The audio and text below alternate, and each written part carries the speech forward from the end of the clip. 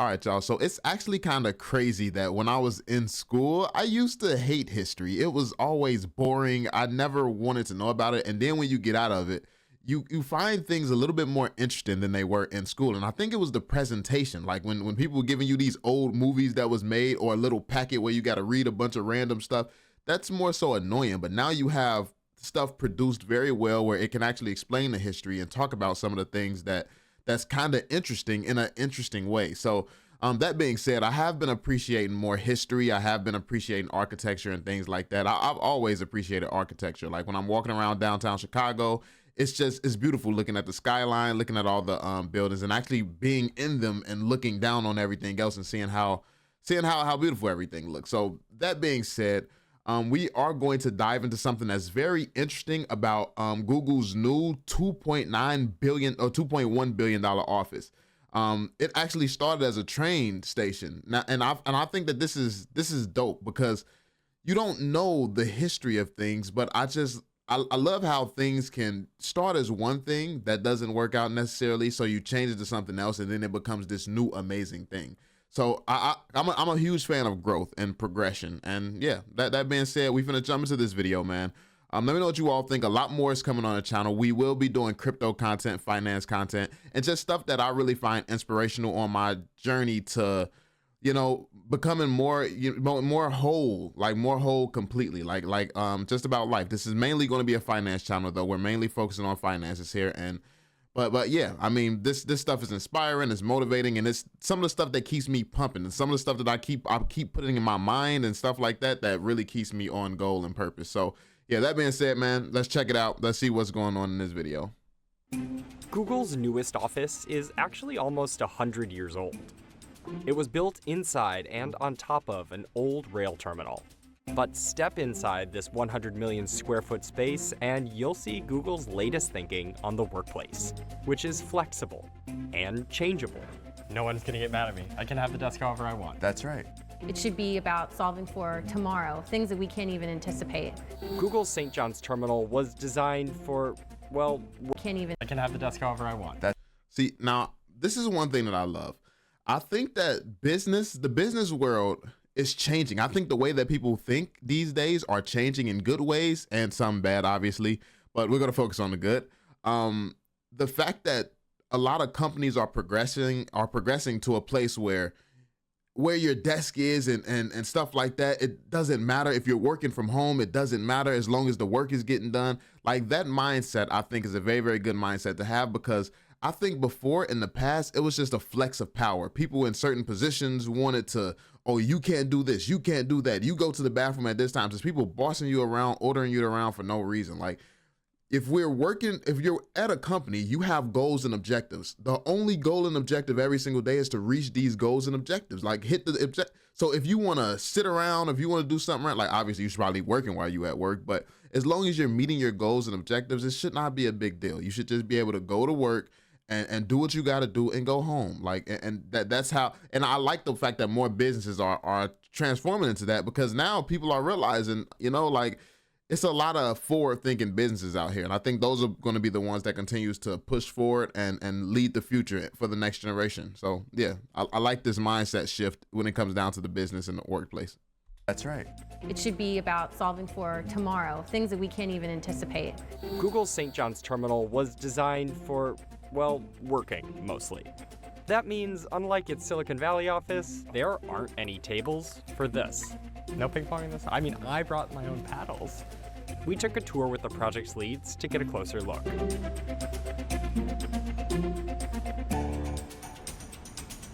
St. John's Terminal is part of Google's growing campus on the west side of Manhattan.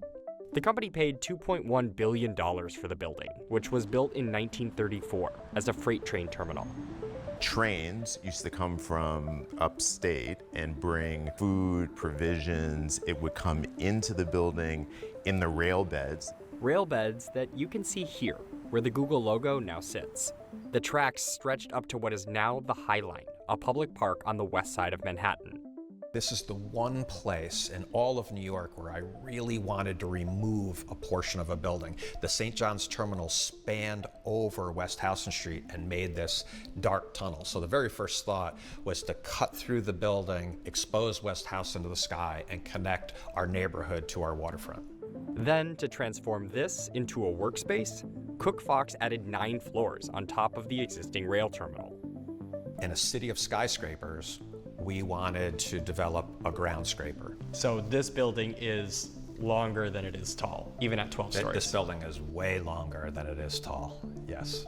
When St. John's Terminal was built, it had some of the largest floors in the city. At more than 100,000 square feet per floor, the terminal could hold 227 train cars altogether. The space that we're standing in is actually larger than the hall inside Grand Central Terminal, to give you some perspective. This space. The footprint of this space, yes. What is it about the building that makes it suitable for a Google? The large floor plates allow for a very flexible workplace. The heavy floor loading, the tall ceilings, the big windows, bringing natural light in, all of those things lend towards an excellent workplace of the future. One of the biggest differences in this office. You see that? Like, I like that key word there too, like the workplace of the future. And this is why companies like Google get ahead. Like, I think so many people are distracted by the Kardashians and random stuff going on in the world today that you miss out on things like this, where you see a company that's on top and think that that just happens. Oh, they have a reputation, that's why they're on top. No, it's like it started from a vision and that person pushing boundaries and looking forward. And everyone, or the majority of people work there, especially the people in power there, are all people looking forward as well. They're looking for the future. They're trying to make a better work environment. Even with AI and maybe people potentially losing jobs and stuff like that, they're going to find more things for people to do. And companies like this are the companies that's still going to be employing people, to be honest. Like that's a big thing, because while AI is going to change the game and take a lot of jobs over, it's still going to be the need for people to be working and having things to do. And that's what's going to happen with companies like Google and other companies that's like pushing the boundaries, is they're going to just put people in different positions. Like, people are going to be hired based on their ability to adapt and be flexible and change what they're doing. So if you start off on one thing and that industry no longer exists, now you just move towards, they're going to convert you to a different industry that makes sense for your skill set still. Or they will probably train these people who are willing to be trained and taught, and move them and trying to convert them into what else is now needed for societies. And that's what I think, that's what business moving forward should be and should look like. It should be more adaptable, because that's the only way we're going to progress. You shouldn't have just one thing. This is what we've done. This is all we're ever going to do. It's like, no, like we start off with people doing everything, then we move to AI technology. Now we have more people, more brains, more minds to do other things. Like, I think that the cheap companies are going to, oh, I can use AI to do this now. Let's just throw away the people. If it's good people, I would say, oh, now we have AI. Let's figure out how we can now use these great people to do something else and bring in even more people still. Like, I think that that's going to be the mindset that kind of pushes, business and everything as a whole forward. But yeah, just my thoughts. And Google's other US locations is who works here. The building was built around the needs of our global business organization. These are business professionals. So not engineers. Not engineers. Okay. So what do these teams need?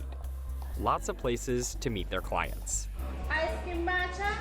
The way that the furniture was selected was to encourage a more comfortable and relaxed posture. And then surrounding it, all of the components that you see, they're all just reinforcing this notion that everything is lightweight enough for you to take it in your own hands, pretty much. I think it just lowered. I love that vibe, bro, because you hear about how strict these companies are and how tough it is working for these companies. But what they do is, it seems like they try to create the environment. Like this looks like the nightclub. You spend a good time at a nice nightclub, dim the lights a little bit. Like, this looks like a nightclub. But yet this is your work environment. This is what so I like the fact that companies are moving forward to this extent, where you're making your job not like a job. I mean, everybody still got work to do. It is a job, but more jobs being like this, and this being the environment, as opposed to a building where you got to have a rod up your ass just to walk through the front door. Like that, this is why these type of companies get better results than a lot of those businesses that's now going to start dying off, because is too professional, and obviously they're not walking around like singing Drake and stuff like that probably, but you know, it don't take itself too serious while at the same time it's very serious, and that's a nice mixture, adding these components of humanizing things and considering your humans, considering the people and stuff like that. I like this aspect of the design and the whole feel of, you know, this building. There's the temperature and the sense of intensity that often comes with business interactions. You can immediately grab a coffee and have your meeting. For meetings that require more than coffee, Google built Share, a full-service restaurant for Googlers and their clients. Is it as hard to get a reservation here as it is, in Soho? It's a little easier Okay. here. Of course, there are spaces with actual desks and meeting rooms for Googlers. Here, those spaces are called neighborhoods, and each team has one of their own. And that team decides how they want to configure the neighborhood, the mix of fixed desks versus more informal workspaces, communal tables, those sorts of things. So it would be possible for me to move a desk. Do you want to move a desk? I want to Let's move a move desk. a desk. Let's move a desk. That corner. And then we can just gonna rotate it that way, yeah. All right. I can have the desk however I want. That's right.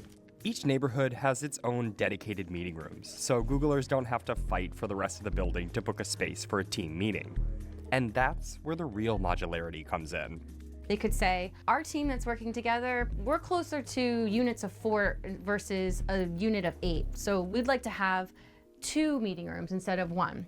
So this space could be 2 meeting rooms instead of 1? Absolutely. Google's R&D team, Gensler, and the modular interior wall company Dirt developed a custom demountable room system. So teams working on the main workspace floors can adjust their room size based on their needs, from an 8-person meeting room to a pair of 4-person team rooms to a pair of 2-person shared offices. Why?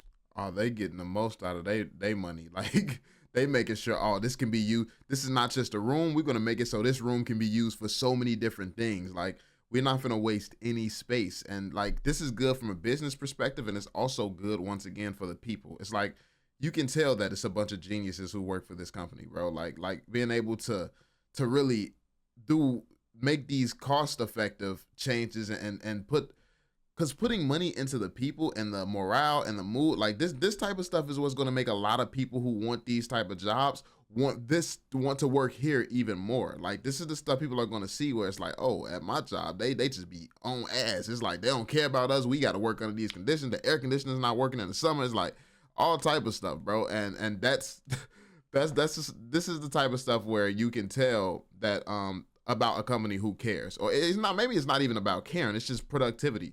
Because you don't have to care, and that's the thing. People just want to be liked or want to feel like their bosses appreciate them and things like that. Like, listen, all it really takes is that you make the environment make the environment not depressing. Just make it a great environment to be in, and you'll get the most out of most people. What the best people have to offer, more than likely. And they're doing that. Like, so it's not even really about liking or anything like that. It's about literally them just making the best decisions to try to draw the most out of people.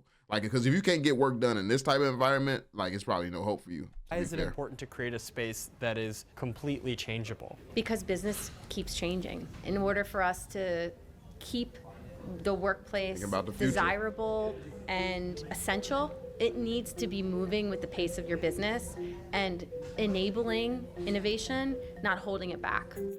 At St. John's Terminal, neighborhoods are only the half of it, literally. Here, roughly equal floor space was given to shared workspaces, which include expansive work lounges on every floor, cafes, terraces, micro kitchens, and more. Even though these workspaces lack desks, Notice how I wonder, like, I'm pretty sure they probably have to pay. Like, it probably isn't all free, or maybe it is. But what's interesting is they have all this. If it's free, then they really out here blessing people. If it's part of, if you work there, you get this type of thing. Maybe some discounts, or something, I don't know. But that's dope. But if there is paid, then it's really smart, because they're making all these expensive and fancy changes, but they have all these cafes and stuff all throughout the place where you can still buy things and spend money, and all these microtransactions is going to add up, and that's going to get the cost of the building is going to pay for itself. Essentially, it's going to pay for itself, because I'm sure it's a lot of people who work here, obviously. So no matter what area of the building you're in, like you may want to go to that area because it's less crowded over there. So you're gonna buy your snacks from that area. It's like, it makes a lot of sense. It makes a lot of sense, and this is how businesses should think moving forward, in my opinion. They're still built for work. Why is it important to make every space a workspace? Why not? In today's world, people are on the move and they have so many different needs and preferences for how they want to work best throughout not only their work day, but their work week. And So you got some people on the roof talking. You got another secluded area on the roof where you got a girl working. Like it's literally anywhere you can feel like it's a social area, or you can lock in and get some work done. And I think that this is a great environment. Like this is really a dope environment. Like honestly, when I started off working, if the environment that I was in was like this, I might not have ever became an entrepreneur. Well, I'm pretty ambitious as well, so I probably still would have.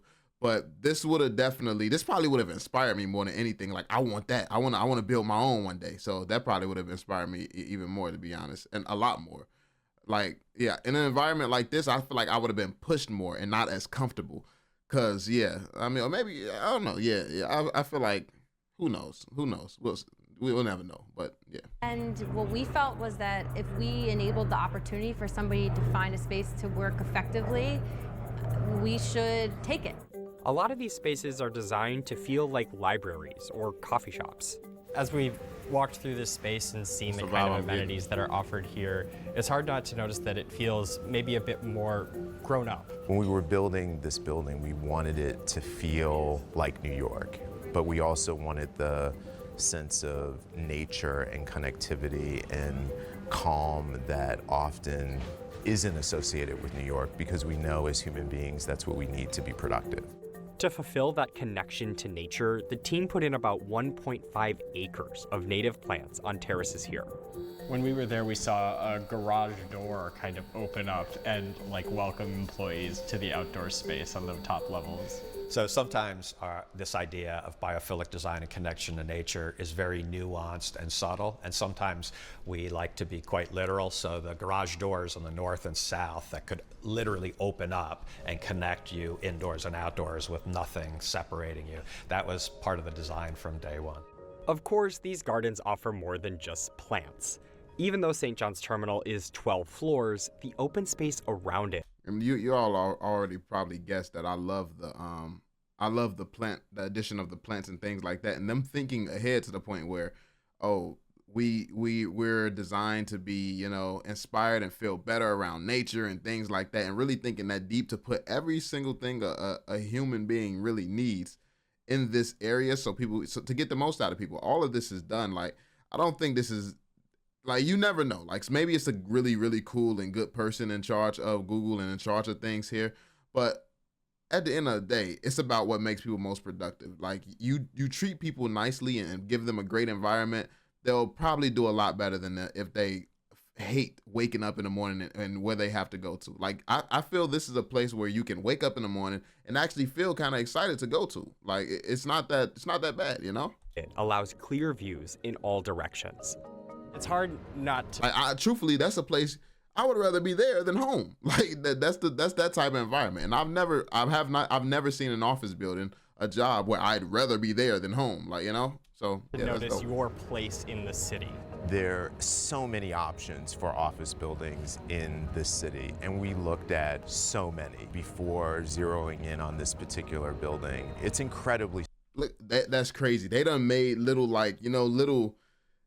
What's that called? Like curves and stuff, little mountains. No, it's not a mountain. It's like, I forgot what it's called, but they got the little curves and stuff on the roof, like on rooftops and stuff as well. Like they put a lot of effort into that, bro. A lot of effort. And it gives you a real nature vibe. It's not like a flat floor, put a little fake grass on it. It's like they actually literally put that on, like they made a whole freaking forest on top of a building. It's dope. No, not a forest, but yeah. Had so many before zeroing in on this particular building. It's incredibly special in the real estate footprint of the overall city. One of the most important things is how this building is of New York. And many people have a bias thinking about tech companies from the West Coast having an introverted quality to them. And I believe St. John's Terminal is fundamentally different in that it's absolutely integrated and part of a neighborhood. The addition of St. John's Terminal has made Google's New York operational footprint the second largest after its home base in Silicon Valley. Is Google just trying to take over the West Side? No, not quite. I think we're done for a while. What Google has tested here with modular design may be replicated in any of its future offices. But by then, St. John's Terminal could look quite different. So if you come back here in 10 years and things look different inside, but you're just here for lunch, that's success. That's success. Got it. This space should patina in a way that none of us can predict, but is going to be the most beautiful outcome because the Googlers did it. That's dope.